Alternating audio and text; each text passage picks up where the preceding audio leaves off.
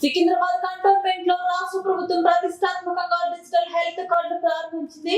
ఈ కార్యక్రమానికి హాజరైన సీఎం రేవంత్, మంత్రి పొంగులేటి సభలో జనాలు అవస్థలు గగ్గోలు పొద్దు నుండి మీటింగ్ వచ్చి కూర్చున్నారు.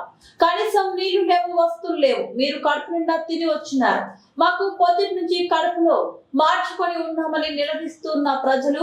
సీఎం ప్రసంగిస్తుండగానే మీటింగ్ ఆపేయమని అరుస్తున్న ప్రజలు. ఎన్ని గంటలకు వచ్చారు మీరు? ఎన్ని గంటలకు వచ్చిండ్రు?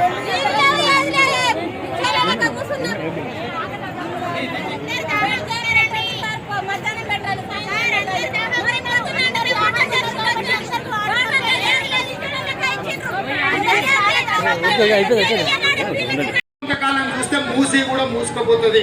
ఇవన్నీ మూసుకుపోయినాక వర్షాలు వరదలు వచ్చినప్పుడు ఆ నీళ్లు వచ్చేది మన ఇళ్లలో అయితే